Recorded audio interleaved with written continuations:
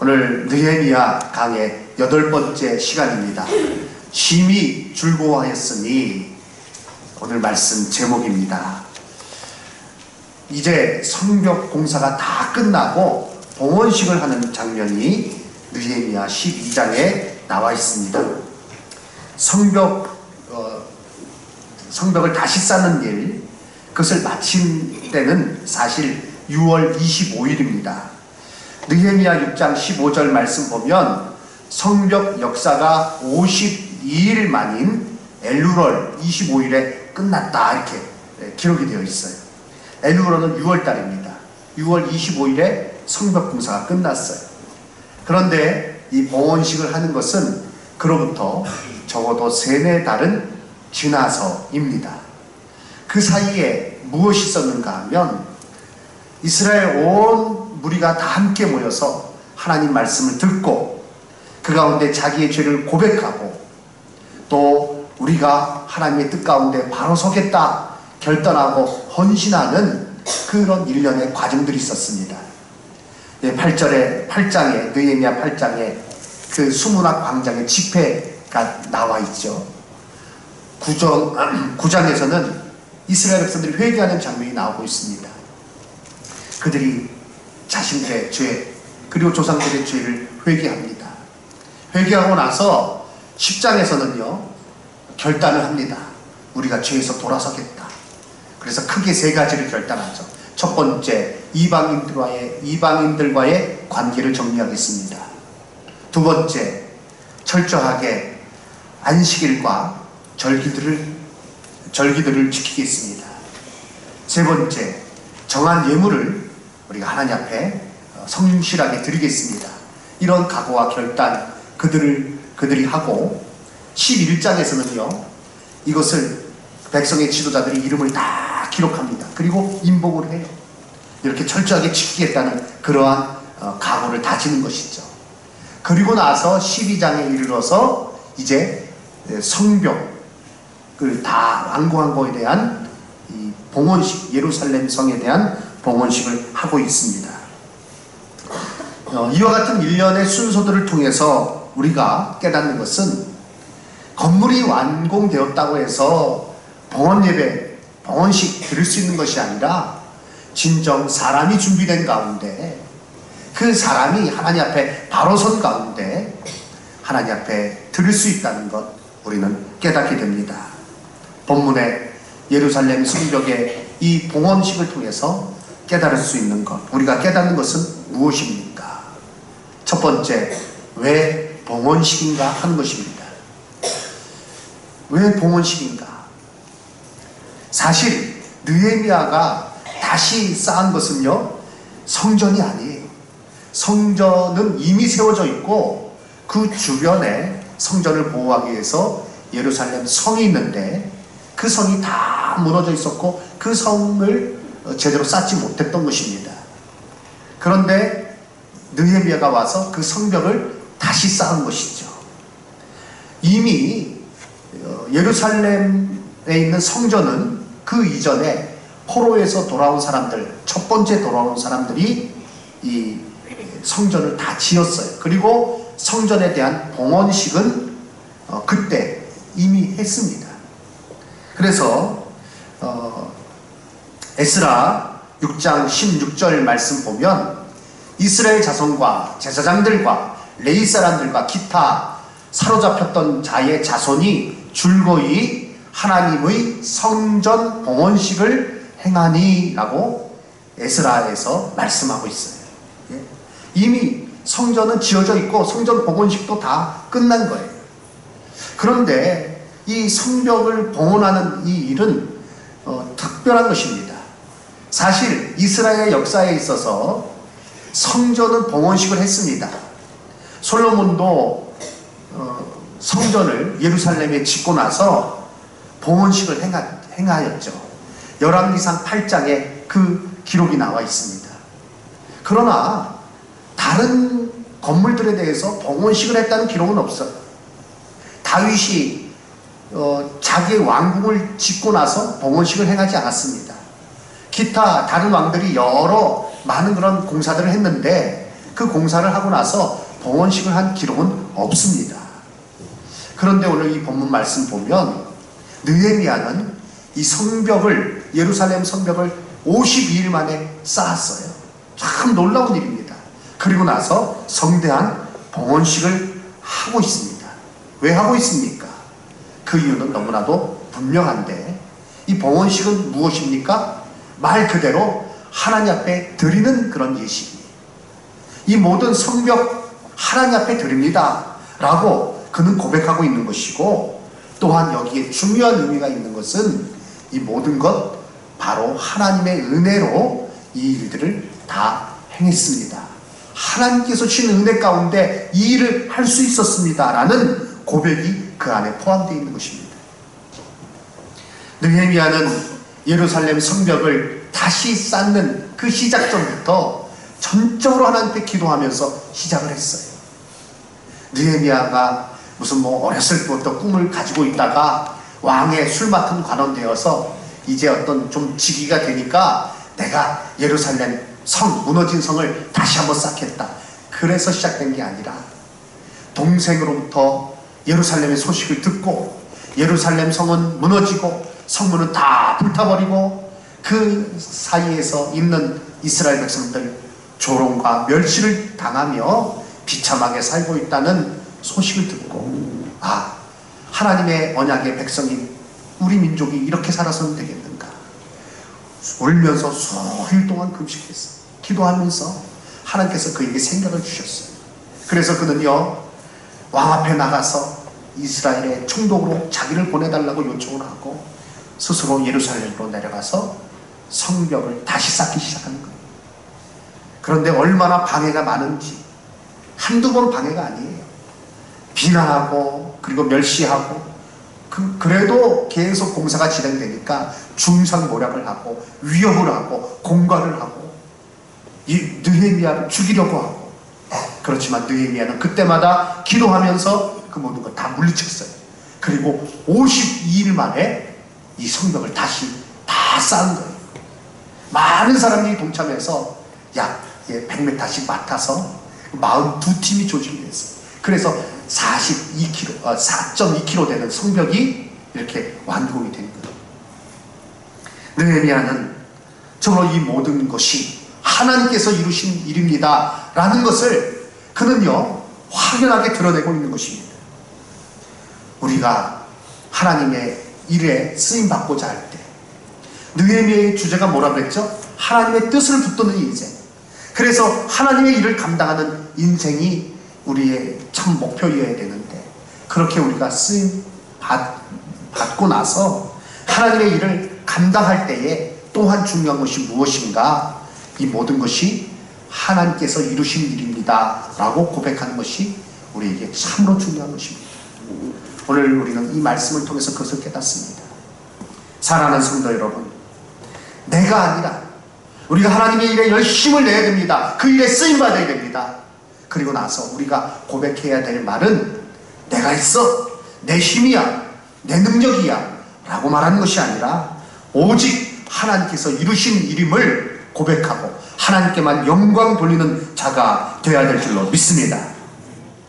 하나님의 일을 감당하고자 할 때 이것을 잊지 말아야 됩니다. 혹 어떤 분이, 안타까운 분이 있어요. 다른 교회 보면 열심히 충성을 다했어요. 거기까지 너무 좋아요.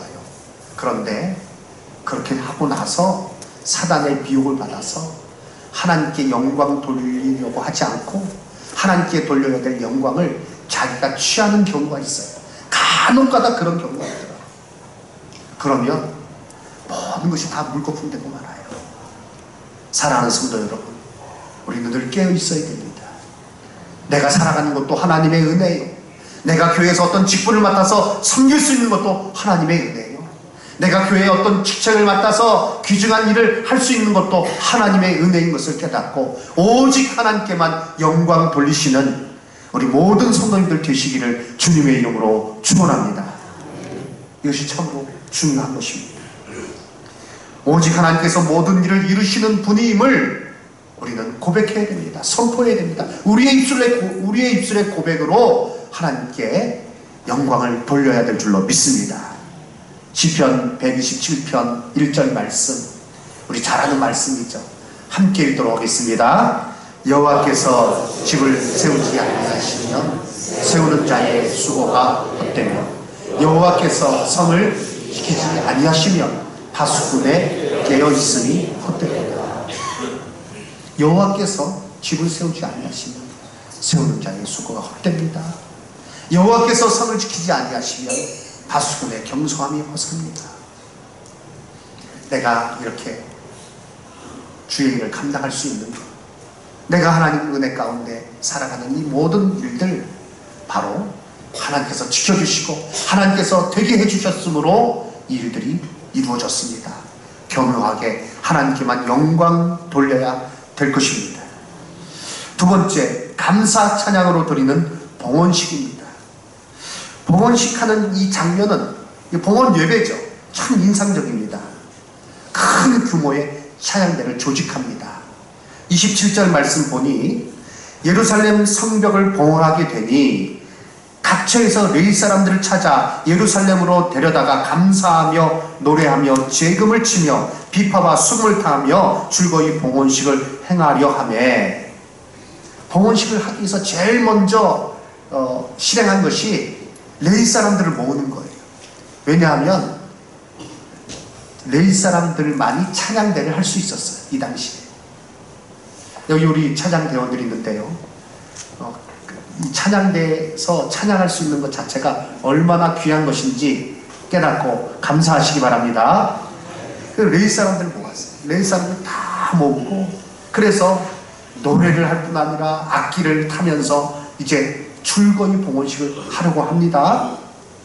그리고 나서 이 레위 사람들 몸을 정결케 하고 또 백성과 성문과 성벽을 정결하게 했다. 30절 말씀, 제사장들과 레위 사람들이 몸을 정결하게 하고 또 백성과 성문과 성벽을 정결하게 하니라.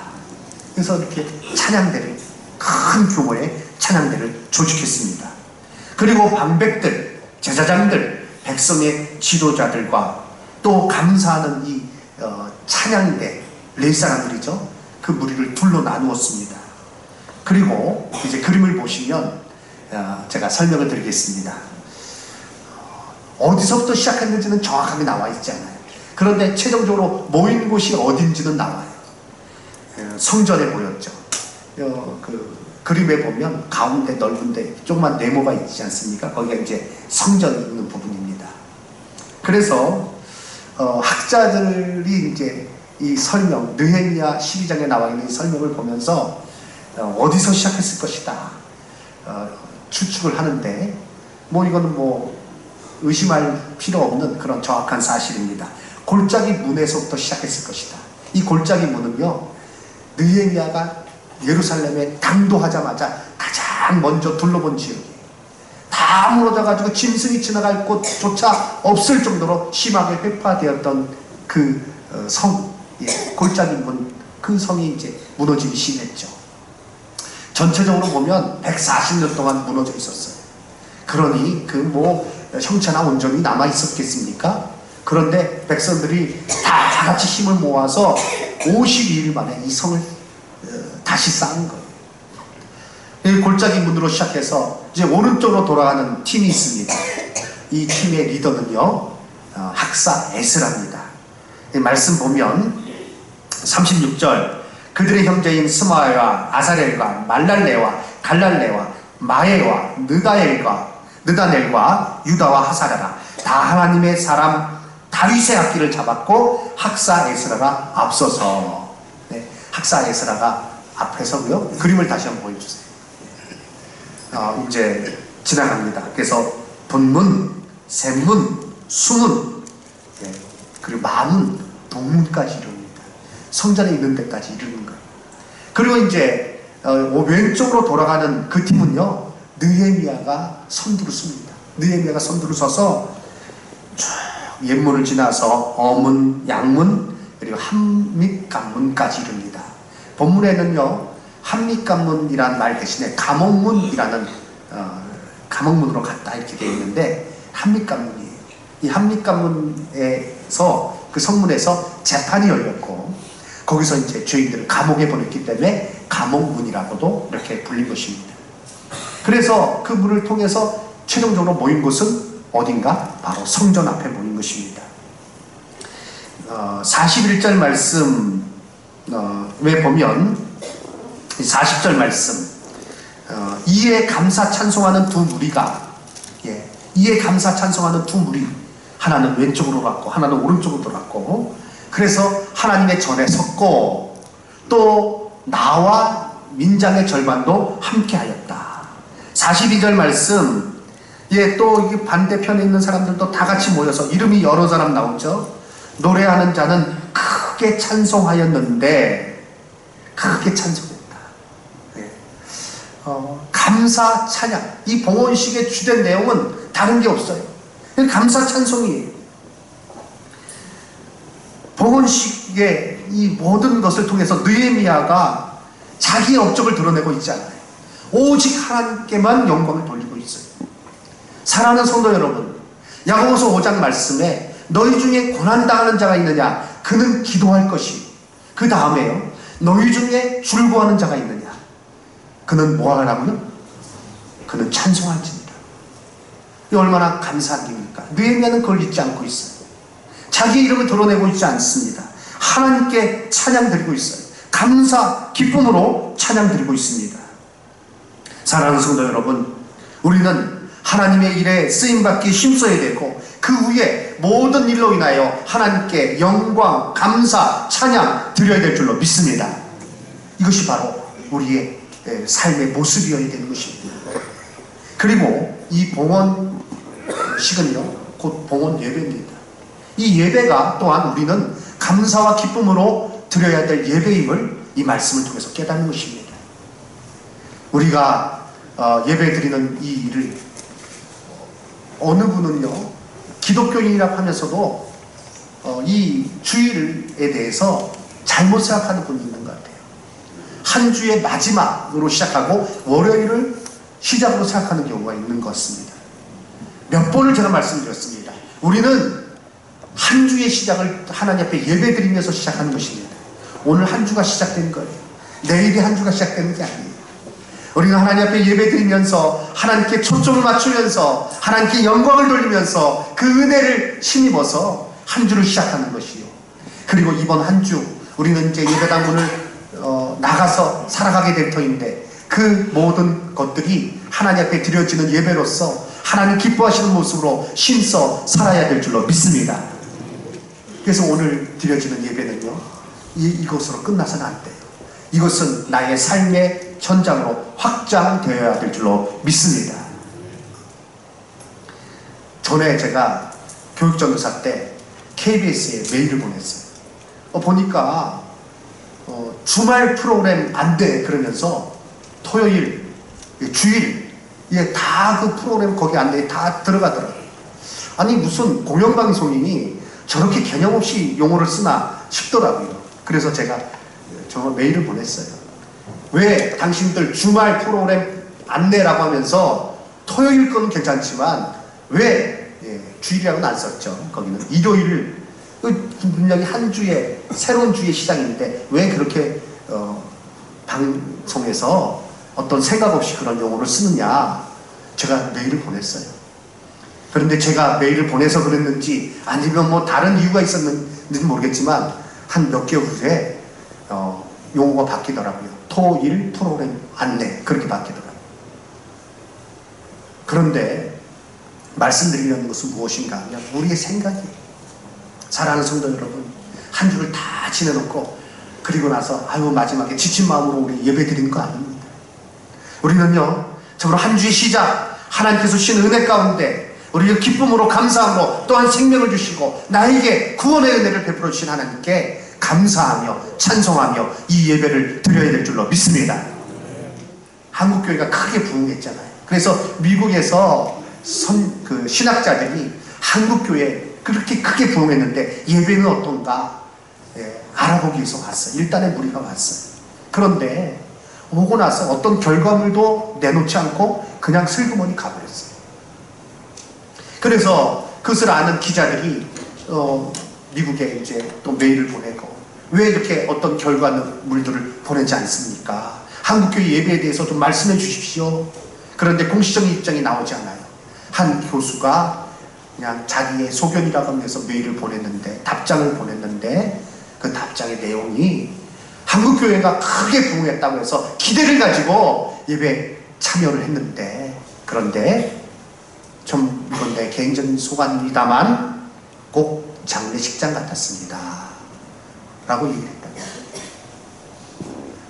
하나님 앞에 예배 드릴 때 우리가 감사로 기쁨으로 예배 드려야 되지, 전부 다 울상을 짓고 아유 힘들다, 아유 괴롭다, 아유 이거 참 어렵다 그러면서 예배 드린다면 이거 하나님께서 기뻐 받으시는 예배가 될 수 있겠습니까? 오늘 찬양 이제 5장 찬양 드리고요, 그 다음 찬양 64장 찬양 드렸어요. 기뻐하며 경배하세, 기뻐하며 경배하세. 그런데 찬양 가사는 기뻐하며 경배하세인데 어떻게 표정은 하나도 기쁨이 없고 하나도 이게 뭐 감사가 없고 그냥 좀 조용한 가운데, 우리 교회 그런 예배가 돼서는 안 돼요. 우리의 심령이 그런 심령이 돼서는 안 돼요. 우리는 감사함으로 이 자리에 나와 있는 것이 한량없는 은혜요, 감사요, 기쁨으로 찬양 드릴 수 있는 가장 큰 이유인 줄로 믿습니다. 기뻐하며 감사하시기 바랍니다. 감사로 하나님께 영광 돌리시기 바랍니다. 시편 100편 4절 말씀 우리 크게 읽을까요? 감사함으로 그의 문에 들어가며 찬송함으로 그의 궁정에 들어가서 그에게 감사하며 그의 이름을 송축할지어다. 아멘. 우리 예배는요, 하나님 앞에 기쁨으로 찬양하는 예배가 돼야 돼요. 감사로 하나님께 영광 돌리는 예배가 되어야 될 줄로 믿습니다. 천국의 맛을 이곳에서 봐야 되는 거예요. 예배 드릴 때 표정 좀 조심하세요. 사단은요, 엉뚱한 생각하게 만들어요. 근심에 빠지게 만들어요. 그러나 우리는 하나님께만 초점을 맞추며 우리의 모든 시각을 하나님께 고정시키며 구원의 은혜를 나에게 허락해 주신 그 놀라운 은혜를 나에게 주신 하나님께 감사하고 내가 예배드리는 이 자리에, 복된 자리에 있는 것으로 인하여서 하나님 앞에 기뻐하며 찬양하는 자가 되어야 될 줄로 믿습니다. 우리가 전도한다고 하면서요, 예배 이제 마치고 나가잖아요. 그런데 나가면서 전부 다 얼굴이 그냥 내천자를 쫙 그리고 막 심각해가지고 막 그 예배당 문을 나가면 주변에 그 지나가는 사람이 이렇게 보고 교회에 이렇게 들어오려고 하다가 나도 참 교회 다니고 싶다 그러다가 예배 마치고 나온 사람 보니까 전부 다 심각해. 전부 다 막 이게 죽을 상이에요. 그러면 야, 저기 들어갔다 나도 그렇게 되겠다. 그래서 교회 안 나갈 거야. 그런데 뭔가 마음이 우루하고 공허한 가운데 교회에서 나오는 사람들 표정을 보니까 야, 어떻게 저렇게 얼굴에 미소가 있었을까? 어떻게 저렇게 기쁨이 충만할까? 어떻게 저렇게 평안의 그런 모습일까? 보면 그 표정 하나 가지고 전도하는 거예요. 사랑하는 성도 여러분, 우리는 늘 우리 자신을 살펴야 됩니다. 우리 얼굴도 살펴야 됩니다. 네. 나이가 들면 자기 얼굴에 책임을 져야 된다 그러죠. 어떻습니까? 하나님 앞에 기쁨과 감사함으로 찬양드리고 그 힘과 능력으로 한 주간 하나님께서 주시는 능력으로 승리하며 살아가시는 우리 모든 성도님들 다 되시기를 주님의 이름으로 축원합니다. 아멘. 심히 즐거워했다 했습니다. 이렇게 봉헌식을 드리고 나니 그들이 크게 기뻐했습니다. 기쁨이 그들에게 찾아왔습니다. 그들이 누린 기쁨은 하나님께서 주신 것입니다. 43절 말씀 우리 함께 읽겠습니다. 이날에 무리가 큰 제사를 드리고 심히 즐거워했으니 이는 하나님이 크게 즐거워하게 하셨습니다. 부녀와 어린아이도 떠났으므로 예루살렘이 즐거워하는 소리가 멀리 들렸느니라. 아멘. 예. 그래서 하나님께서 그들에게 기쁨을 주셨어요. 그 기쁨은 단지 일에 참여한 사람들 것만은 아니었어요. 부녀와 어린아이들까지도 기뻐하는 가운데 예루살렘 성이 막 난리가 난 거예요. 들썩들썩거린 겁니다. 크게 그 소리가 퍼져나간 것입니다. 세상의 기쁨과는 전적으로 다른 것이죠. 성경에서는 하나님의 일에 쓰임받은 자들의 기쁨에 대해서 우리에게 알려주고 있습니다. 역대하 30장 26절 말씀 보면 예루살렘에 큰 기쁨이 있었으니 이스라엘 왕 다윗의 아들 솔로몬 때로부터 이러한 기쁨이 예루살렘에 없었더라. 이 때가 어느 때인가 하면 히스기야 왕이 하나님 말씀대로 유월절 지키고 나서 그들 가운데 하나님께서 기쁨을 주시니까 뭐 한량없는 기쁨이 넘친 것입니다. 그래서 이와 같이 기록을 하고 있는 거예요. 사도행전 8장 5절 이하 8절 말씀, 빌립이 사마리아 땅으로 내려갔어요. 예루살렘 교회에 핍박이 있어가지고 사마리아 성에 내려간 겁니다. 그런데 사마리아 성에 가서도 말씀 그대로 순종하여 거기서 복음을 전했어요. 복음을 전할 때 그 복음의 그 역사가 사마리아 성에 있게 됩니다. 예수를 믿고요. 그러한 가운데 더러운 귀신들이 쫓겨나가고요. 병든 자들이 낫고요. 8절, 그 성에 어떤 기쁨이요? 큰 기쁨이 있더라.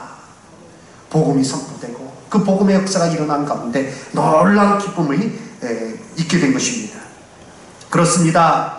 한 사람 느헤미야가 하나님의 뜻을 붙드는 가운데 하나님의 일에 열심을 내고 시련이 오고 유혹이 있었지만 그러나 중단하지 않고 그 일들을 잘 감당하는 가운데 이제 영적으로 그들이 크게 부흥하게 되었고요.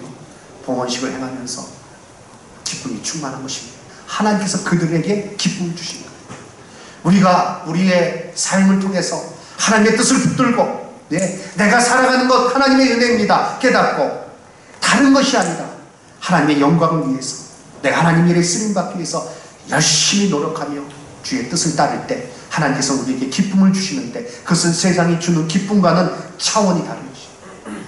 그 기쁨으로 우리가 매일매일 하나님 앞에 영광 돌려드리며 그리고 그 기쁨을 통해서 다른 사람들도 기뻐하게 하며 우리는 이 땅을 살아야 될 줄로 믿습니다. 이것이 바로 오늘 본문 가운데 우리가 깨닫는 것. 사랑하는 성도 여러분, 우리가 정말 하나님의 뜻을 붙드는 인생이 되어야 돼요.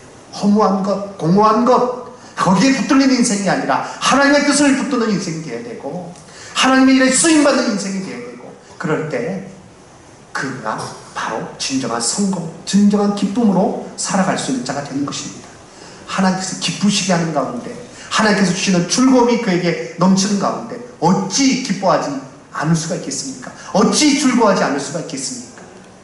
이와 같은 놀라운 은혜, 기쁨 충만한 그 놀라운 복이 정말로 우리 여기 계신 모든 성도님들에게 그리고 우리 교회가 그런 기쁨으로 충만한 우리 영광교회가 되어야 될 줄로 믿습니다. 그러한 복된 삶을 살아가시는 모든 성도님들 다 되시기를 주님의 이름으로 축원합니다. 아멘.